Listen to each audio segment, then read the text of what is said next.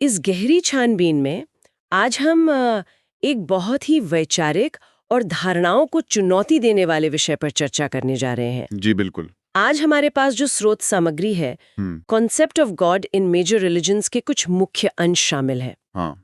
हम उनका विस्तार से विश्लेषण करेंगे। हाँ, ये एक बहुत ही महत्वपूर्ण विश्लेषण है। तो आज का हमारा मुख्य उद्देश्य ये देखना है, इस तुलनात्मक विश्लेषण के अनुसार हिंदू धर्म के जो सबसे प्राचीन और मूल ग्रंथ हैं, जैसे उपनिषद, वेद। हाँ, उपनिषद, भगवत गीता, वेद और ब्रह्म सूत्र, इनमें ईश्वर की क्या अवधारणा बताई गई है। सही कहा। मतलब क्या ये अवधारणा उस आम समझ से मेल खाती है, हाँ। जो हम अक्सर अपने आसपास देखते हैं? ये एक बहुत ही दिलचस्प सवाल है और इस विस्तृत चर्चा में गहराई तक जाने से पहले मैं एक बात स्पष्ट कर देना चाहता हूँ। जी बताइए। आज हमारे पास जो स्रोत हैं, उनमें कई अलग अलग धार्मिक दृष्टिकोण और व्याख्याएं शामिल हैं।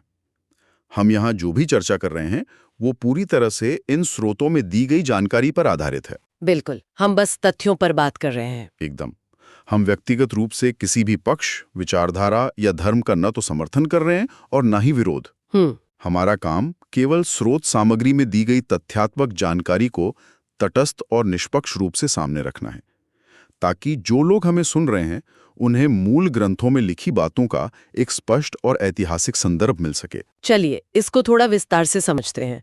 जब भी हम आमतौर पर हिंदू धर्म के बारे में सुनते हैं या किसी से बात करते हैं, तो सबसे पहली छवि जो उभर कर आती है वो है बहुत सारे देवी देवताओं की। हाँ, ये एक बहुत ही सामान्य धारणा है। अलग अलग जगहों पर अलग अलग मान्यताएं हैं।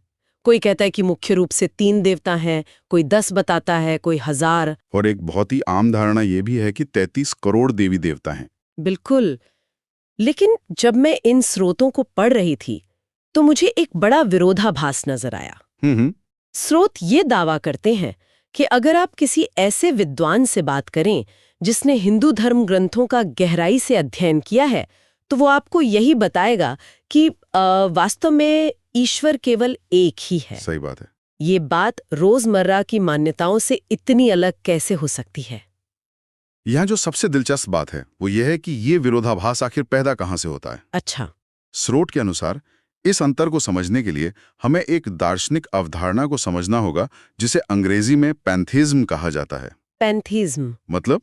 पैंथेइज्म का बहुत ही सरल सा अर्थ यह है कि सब कुछ ईश्वर है। ओहो। मतलब पेड़ ईश्वर है, सूर्य ईश्वर है, चंद्रमा ईश्वर है, नदियां ईश्वर हैं, यहाँ तक कि इंसान और जीव जंतु भी ईश्वर का ही रूप है। ये विचार समय के साथ समाज में बहुत गहराई तक पैठ बना चुका है। बिल्कुल, हाँ। और मैंने देखा कि डॉक्टर नाइक ने अपने स्रोत में इस पैंथीज्म की तुलना इस्लाम की मूल मान्यताओं से की है, ताकि इसे और आसानी से समझा जा सके। हाँ, उन्होंने क्या तुलना की है? उन्होंने कहा कि इस्लाम में यह माना जाता है कि सब कुछ ईश्वर का है। मतलब पेड़ ईश्वर का बनाया हुआ है, सूर्य ईश्वर का है। इसी बिंदु पर पूरी बात टिक जाती है। अगर आप ध्यान से देखें तो ये केवल एक बहुत ही छोटे से व्याकरण का अंतर है। व्याकरण का अंतर? हाँ, अंग्रेजी के अपॉस्ट्रोफी एस का खेल है।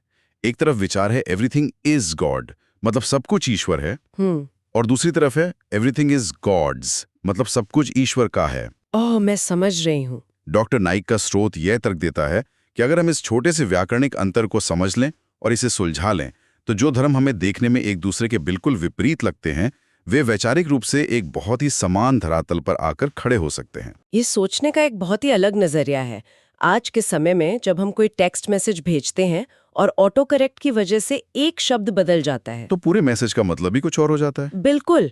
तो जरा सोचिए, हजारों सालों से चली आ रही मौखिक परंपराओं और अनुवादों के सफर में एक छोटे से वैचारिक बदलाव ने पूरी दुनिया के देखने का नजरिया ही बदल दिया। ये एक बहुत ही सटीक तुलना है। भाषा और शब्दों की व्याख्या वास्तव में समाज की पूरी दिशा तय कर सकती है। तो अब जब हम इस एपोस्ट्रोफी एस वाले नजरिए से हटकर सीधे हिंदू धर्म के सबसे प्राचीन और मूल ग्रंथों की तरफ देखते हैं, तो मुझे स्रोत में उपनिषदों का जिक्र मिला। मैं देख रही थी कि उपनिषद ईश्वर के स्वरूप के बारे में कुछ बहुत ही स्पष्ट दावे करते हैं। हाँ, बहुत ही स्पष्ट। क्या आप बता सकते हैं कि स्रोत उपनिषदों के बारे में विशेष रूप से क्या कहता है? देखिए, उपनिषदों को हिंदू दर्शन का शिखर माना जाता है।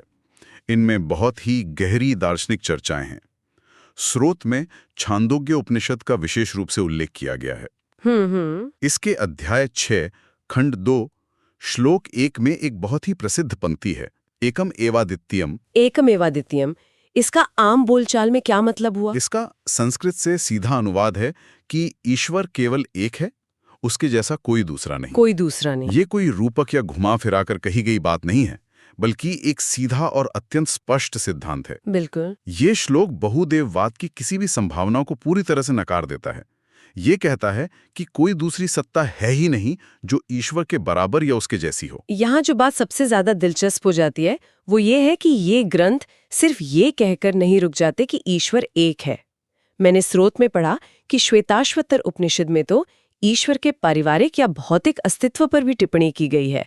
आपने सही पकड़ा। श्वेताश्वतर उपनिषद के अध्याय 6 श्लोक 9 में स्पष्ट रूप से कहा गया है कि उस सर्वोच्च ईश्वर का कोई माता पिता नहीं है और ना ही उसका कोई स्वामी या प्रभु है। मतलब वो किसी से पैदा नहीं हुआ है और ना ही कोई उस पर राज करता है, वो सर्वोच्च है। लेकिन जो बात मुझे स्रोत में पढ़ते हुए सबसे ज्यादा चौंकाने वाली लगी वो मूर्तियों या ईश्वर के आकार को लेकर थी। अच्छा। हम अक्सर मंदिरों में मूर्तियों को देखते हैं, लेकिन श्वेताश्वतर उपनिषद का एक श्लोक कुछ और ही कहता है। आप शायद अध्याय 4 श्लोक 19 की बात कर रही हैं? हाँ, वही। उसमें लिखा है न तस्य प्रतिमा अस्ति। इसका अर्थ है कि उस सर्वोच्च ईश्वर की कोई प्रतिमा, चित्र, मूर्ति या तस्वीर नहीं है। ये एक बहुत ही शक्तिशाली श्लोक है। ये तो सच में आम धारणाओं को पलटने वाली बात है। न तस्य प्रतिमा अस्ति, उसकी कोई प्रतिमा नहीं है, तो फिर हम जो रोजमर्रा की जिंदगी में देखते हैं उसका क्या? अगर हम इसे बड़े परिदृश्य से जोड़कर देखें तो ये बात और भी साफ हो जाती है। श्वेताश्वतर उपनिषद का ही अगला श्लोक यानी अध्याय 4 श्लोक 20 इस बात को तार्किक रूप से समझाता है। उसमें क्या है? उसमें बताया गया है कि ईश्वर को इन भौतिक आंखों से नहीं देखा जा सकता। कोई भी इंसान उसे अपनी दृष्टि से नहीं समझ सकता क्योंकि वह पूरी तरह से निराकार है। अब जब मुख्य दार्शनिक ग्रंथ इतने स्पष्ट रूप से कह रहे हैं कि ईश्वर का कोई भौतिक रूप या आकार नहीं है, तो ये पैंथीज्म या हर भौतिक वस्तु में ईश्वर को देखने की आम धारणा को एक बहुत बड़ी वैचारिक चुनौती देता है। तो इन सब का क्या अर्थ है? अगर उपनिषद इतने स्पष्ट हैं, तो क्या हिंदू धर्म की अन्य महत्वपूर्ण पुस्तकें भी इसी बात का समर्थन करती हैं? हाँ, बिल्कुल करती हैं। उदाहरण के लिए भगवद गीता। गीता को तो शायद सबसे अधिक पढ़ा और सुना जाता है। क्या गीता में भी यही निराकार और एक ईश्वर की अवधारणा है? गीता के मामले में स्रोत का विश्लेषण बहुत ही गहरा है।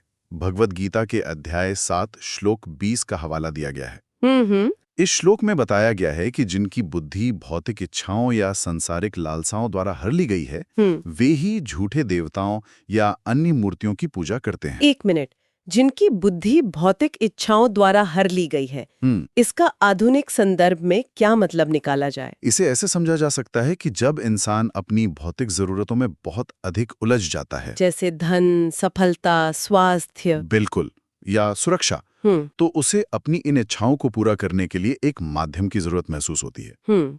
एक सहारा चाहिए होता है। सही कहा। एक निराकार अमूर्त शक्ति पर ध्यान केंद्रित करना मन के लिए बहुत कठिन होता है। इसलिए स्रोत के अनुसार दार्शनिक दृष्टि से गीता ये कह रही है कि जब लोग अपनी तात्कालिक सांसारिक इच्छाओं के वशीभूत हो जाते हैं, तब वे उस सर्वोच्च और निराकार सत्य से भटककर अलग अलग भौतिक रूपों या छोटे देवताओं की शरण में जाने लगते हैं।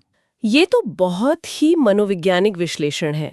मतलब इंसान की अपनी कमजोरी और तुरंत परिणाम पाने की चाहत ही उसे उस एक निराकार ईश्वर से दूर ले जाती है। ये एक बहुत ही महत्वपूर्ण निष्कर्ष है और गीता के ही अध्याय 10 श्लोक 3 में इस सर्वोच्च शक्ति की प्रकृति को और स्पष्ट किया गया है।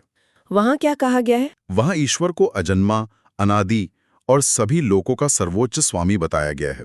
अजन्मा?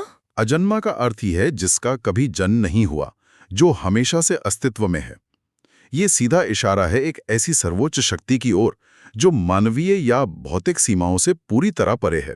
मुझे लगता है कि ये बात उपनिषदों के उस श्लोक से पूरी तरह मेल खाती है, जहां कहा गया था कि उसका कोई माता पिता नहीं है। जो अजन्मा है, उसके माता पिता कैसे हो सकते हैं? यही तो वो कड़ी है जो इन सभी ग्रंथों को आपस में जोड़ती है। अब अगर हम इतिहास में थोड़ा और पीछे जाएं, सबसे प्राचीन ग्रंथों की ओर, यानी वेद। हाँ, वेद।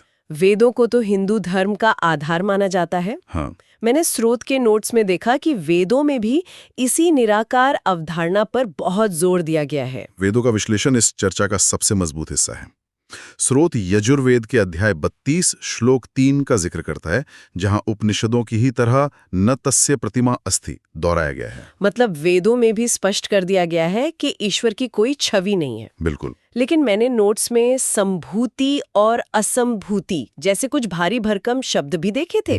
ये यजुर्वेद के किसी श्लोक का हिस्सा था? वो हिस्सा मुझे थोड़ा जटिल लगा। हाँ, वो यजुर्वेद का अध्याय 40 श्लोक 8 और 9 है, और यह दार्शनिक रूप से बहुत ही गहरा है। श्लोक 8 कहता है कि ईश्वर निराकार और शुद्ध है, और श्लोक 9 उन लोगों के बारे में बात करता है जो पूजा के अलग अलग तरीके अपनाते हैं। अच्छा। स्रोत के अनुसार यह श्लोक कहता है कि जो लोग असंभूति की पूजा करते हैं, यानी प्राकृतिक चीजों जैसे पानी, हवा, आग या सूर्य की पूजा करते हैं, वे अंधकार में प्रवेश करते हैं। अंधकार में? ये तो बहुत ही कड़ा संदेश है। मतलब जो लोग प्रकृति को ईश्वर मानकर पूज रहे हैं, उन्हें वेद अंधकार में जाने वाला बता रहे हैं। स्रोत की व्याख्या के अनुसार ऐसा ही है, लेकिन इससे भी ज्यादा चौंकाने वाली बात उसी श्लोक के अगले हिस्से में है। वो क्या है? उसमें कहा गया है कि जो लोग संभूति की पूजा करते हैं, यानी जो मानव निर्मित चीजों जैसे कि मूर्तियों, चित्रों या भौतिक वस्तुओं की पूजा करते हैं, वे और भी गहरे अंधकार में प्रवेश करते हैं। बाप रे, ये सच में एक बहुत बड़ा दावा है। इसका मतलब है कि वेद न सिर्फ प्राकृतिक तत्वों की पूजा को, बल्कि इंसानों द्वारा बनाई गई मूर्तियों की पूजा को भी सीधे तौर पर खारिज कर रहे हैं। डॉक्टर नायक का विश्लेषण इसी बिंदु पर जोर देता है कि मूल ग्रंथ बहुत स्पष्ट हैं। जब हम ऋग्वेद की तरफ देखते हैं, जो कि सभी वेदों में सबसे पुराना है, तो वहां भी यही बात एक अलग तरीके से कही गई है। ऋग्वेद की पुस्तक 1 सूक्त 164 मंत्र 46 कहता है, सत्य एक है, ईश्वर एक है, संत और ऋषि उसे अलग अलग नामों से पुकारते हैं। ये श्लोक बहुदेववाद के भ्रम को पूरी तरह से तोड़ देता है। बिल्कुल। ये बताता है कि नाम अलग अलग हो सकते हैं, लेकिन वो सत्ता केवल एक ही है। इस पर मुझे एक सवाल याद आ रहा है। अगर सत्य एक है और नाम अलग अलग है, तो फिर ब्रह्मा और विष्णु जैसे नामों का क्या? बहुत ही प्रासंगिक सवाल है। हम तो अक्सर सुनते हैं कि ब्रह्मा जी के 4 सिर हैं, विष्णु जी के 4 हाथ हैं। क्या स्रोत इस बारे में कुछ स्पष्ट करता है? ये एक बहुत ही महत्वपूर्ण सवाल खड़ा करता है, और स्रोत ऋग्वेद की पुस्तक 2 सूक्त 1 के आधार पर इसका बहुत ही तार्किक उत्तर देता है। क्या उत्तर देता है? स्रोत के अनुसार ईश्वर को उसके गुणों के आधार पर पुकारने में वेदों को कोई आपत्ति नहीं है। अगर आप ईश्वर को ब्रह्मा कहते हैं, जिसका अर्थ है निर्माता या क्रिएटर, तो ये बिल्कुल सही है, क्योंकि ईश्वर ही सब कुछ बनाने वाला है। अगर आप उसे विष्णु कहते हैं, जिसका अर्थ है पालनहार या सस्टेनर, तो ये भी सही है, क्योंकि वही पूरी दुनिया को चला रहा है। तो फिर समस्या कहाँ आती है? समस्या तब उत्पन्न होती है जब इंसान इन गुणों को एक भौतिक रूप या मानवीकरण दे देता है। ओहो। स्रोत तर्क देता है कि जब आप कहते हैं कि ब्रह्मा के 4 सिर हैं या विष्णु के 4 हाथ हैं और वे गरुड़ पर सवारी करते हैं, तो आप ईश्वर को एक मानवीय और सीमित रूप दे रहे हैं। बिल्कुल। जैसे ही आप ऐसा करते हैं, आप वेदों के उन मूल श्लोकों के सीधे खिलाफ चले जाते हैं, जो बार बार ये घोषणा कर रहे हैं कि न तस्य प्रतिमा अस्ति, ईश्वर की कोई प्रतिमा नहीं है, वो निराकार है। वाह, ये तो पूरी तस्वीर ही बदल देता है। मतलब मूल रूप से ब्रह्मा और विष्णु अलग अलग भगवान नहीं थे, बल्कि एक ही निराकार ईश्वर के अलग अलग गुणों या कार्यों के नाम थे। एकदम सही। लेकिन समय के साथ कहानियों और पुराणों के जरिए इंसानों ने उन नामों को इंसान जैसा रूप दे दिया। स्रोत के विश्लेषण का यही मुख्य निष्कर्ष है। समय के साथ दर्शन और पौराणिक कथाओं के बीच की लकीर धुंधली हो गई। इस पूरी चर्चा को समेटने के लिए मैंने नोट्स के आखिर में एक और बहुत ही अहम ग्रंथ का जिक्र देखा, ब्रह्म सूत्र। ये ब्रह्म सूत्र क्या है और ये इस पूरी बहस को कैसे खत्म करता है? सूत्र का मतलब होता है एक ऐसा धागा या फॉर्मूला जो बहुत बड़े ज्ञान को एक छोटी सी पंक्ति में पिरो देता है। ब्रह्म सूत्र को हिंदू दर्शन का निचोड़ माना जाता है। ये उपनिषदों की शिक्षाओं को सारांशित करता है। और स्रोत में हिंदू धर्म के मूलभूत पंथ के रूप में ब्रह्म सूत्र की एक बहुत ही प्रसिद्ध पंक्ति का जिक्र किया गया है। कौन सी पंक्ति? एकम ब्रह्म द्वितीय नास्ते नेहन नास्ति किंचन। इसका अर्थ क्या हुआ? इसका अर्थ है ईश्वर केवल एक है, दूसरा नहीं है, बिल्कुल नहीं है, जरा सा भी नहीं है। जरा सा भी नहीं है। ये संस्कृत का वाक्य किसी भी तरह के संदेह की कोई गुंजाइश नहीं छोड़ता। ये हर तरह के किंतु परंतु को खत्म कर देता है। ये पूर्ण रूप से एकेश्वरवाद की सबसे सशक्त उद्घोषणा है। तो अगर हम आज के इस विस्तृत विश्लेषण को समेटें, तो हमारे सामने जो तस्वीर उभरती है वो रोजमर्रा की मान्यताओं से एकदम उलट है। बिल्कुल उलट है। डॉक्टर नाइक की स्रोत सामग्री और उनका विश्लेषण ये स्पष्ट रूप से प्रमाणित करता है कि अगर आप हिंदू धर्म के सबसे मुख्य और प्राचीन ग्रंथों जैसे उपनिषद, वेद, भगवद गीता और ब्रह्म सूत्र का अध्ययन करें तो वे सभी एक सुर में केवल एक अद्वितीय और निराकार ईश्वर की बात करते हैं। सही कहा। यह विश्लेषण निश्चित रूप से उन आम धारणाओं को चुनौती देता है जिनके बीच हम पले बड़े हैं। और जो लोग ज्ञान की तलाश में रहते हैं उनके लिए इस तरह के विश्लेषण का महत्व आज के समय में बहुत बढ़ जाता है। हाँ, वो कैसे? आज हम एक ऐसी दुनिया में जी रहे हैं जहां सूचनाओं का अंबार है। इंटरनेट पर हर कोई अपनी अपनी व्याख्या दे रहा है। ऐसे में हम अक्सर सुनी सुनाई बातों को ही अंतिम सत्य मान लेते हैं। ये तो है। ये चर्चा हमें सिखाती है कि मान्यताओं पर आंख मूंद कर विश्वास करने के बजाय हमेशा प्राथमिक स्रोतों की ओर लौटना चाहिए। बिल्कुल। जब आप खुद मूल ग्रंथों का अध्ययन करते हैं तो आपको अलग अलग विचारधाराओं के बीच ऐसी गहरी समानताएं देखने को मिलती हैं जिनकी आपने कभी कल्पना भी नहीं की होगी। ये बहुत ही पते की बात है। ज्ञान हमेशा सतह के नीचे होता है, बस आपको ये पता होना चाहिए कि कौन सी किताब खोलनी है। और ये भी कि उन किताबों को किस संदर्भ में पढ़ना है। बिल्कुल।